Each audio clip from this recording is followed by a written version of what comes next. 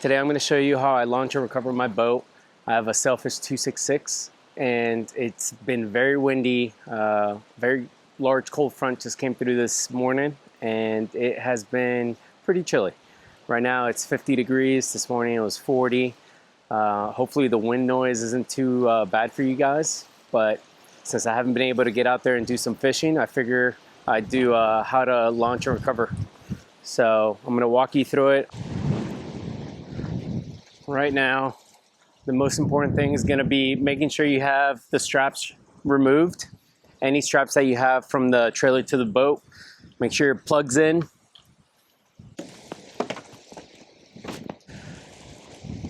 I use a center point. In this case, it's going to be on the right side, on the starboard side. So I attach the line now.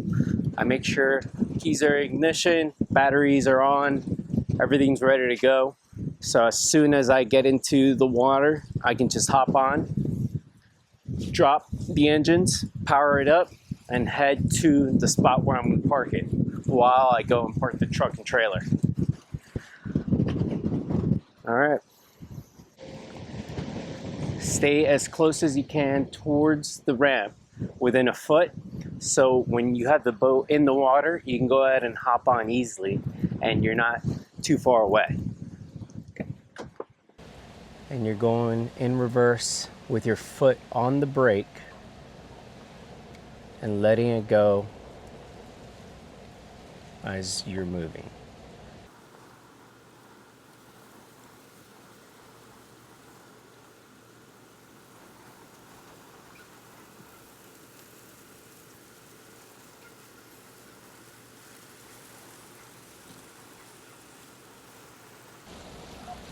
With every boat and every truck, it's different how far back you have to get onto the ramp.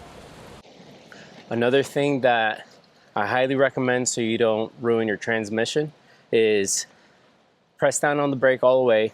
You're still in gear, and I'm going to go ahead and press down on my emergency brake all the way, and then put it in park and slowly remove your foot off the brake. That way your truck or your vehicle is not weighing down on the transmission with all that force. Once you hop out,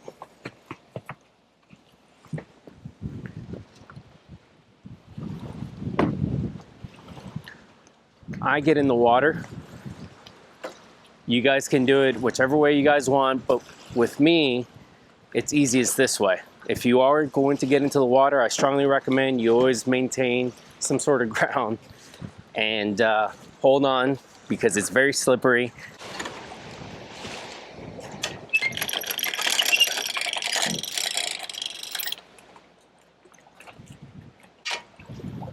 I keep that strap on there as insurance, so it ensures me that the boat's not gonna back off. Some trailers have rollers on them, and other trailers have bunks with carpet, which those tend to hold the boat a lot better and it won't slide off on you. My recommendation, keep the strap on. Doesn't hurt anything. You'll loosen it up and then you can go ahead and back up.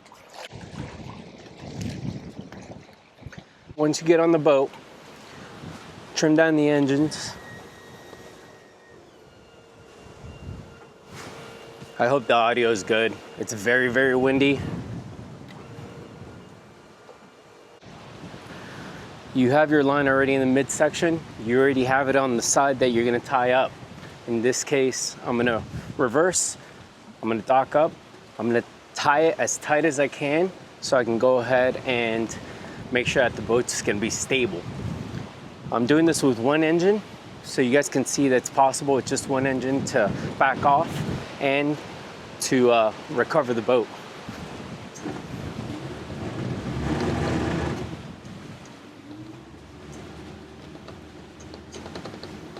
Especially with very windy conditions, when you have current, every ramp is different. So I recommend that you guys take your time. Less is more, meaning when you're steering, try not to steer or oversteer too much. Let the wind take the boat with you, the current, you control it, nice and easy.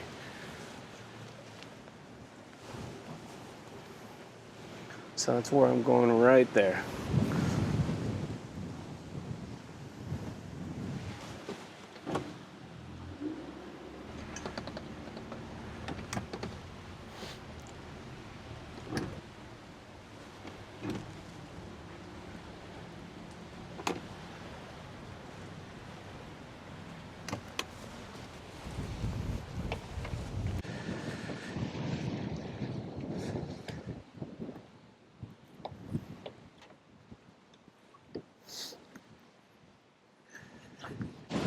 Once you get to your parking spot where you're gonna dock, tie the line as tight as possible. What this is gonna do is you have this fender is gonna go ahead and help with the rear fender, and you're gonna see that it can bounce here and bounce back there and still be perfectly fine. That's to make sure that your boat's gonna be stable while you go park the truck and the trailer. Now what I'm gonna do here is we're gonna go in reverse, recover the boat, and I'll show you guys how to do that.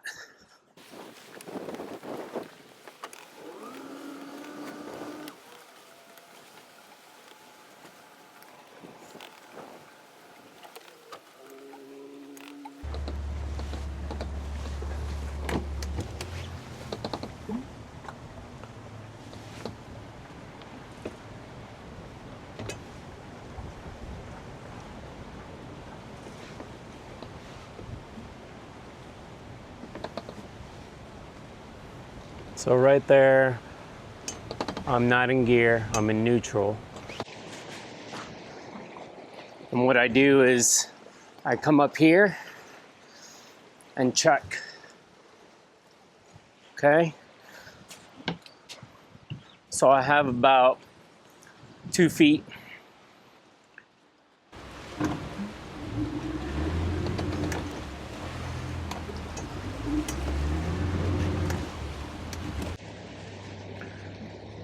So I have one engine in gear,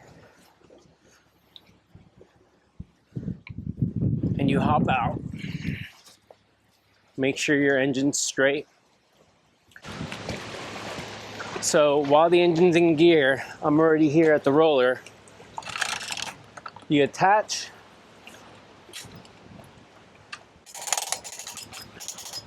You start cranking it.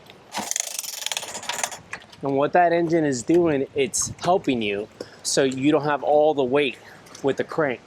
That one engine in gear is helping you lift it up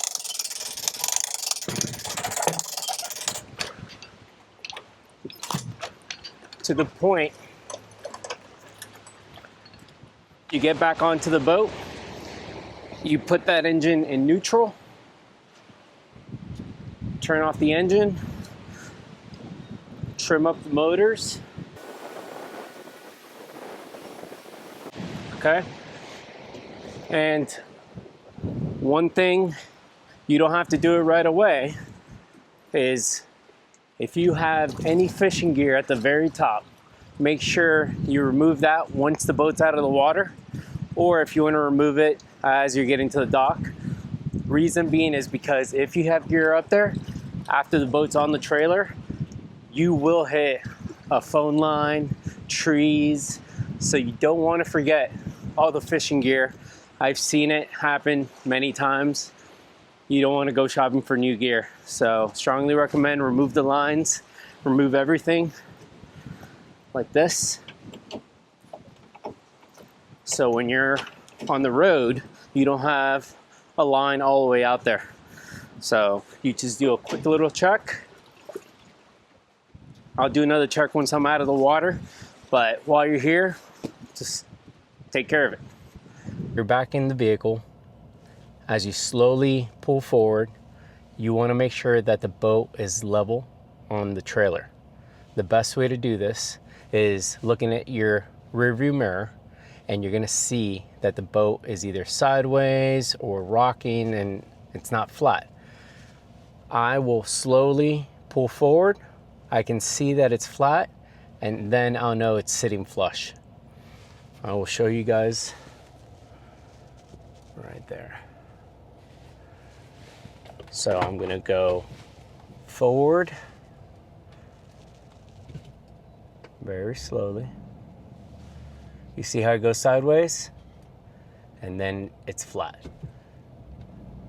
You can go slower if you like, but from doing this so many times, I know how my boat reacts with the trailer. Slowly pulling forward.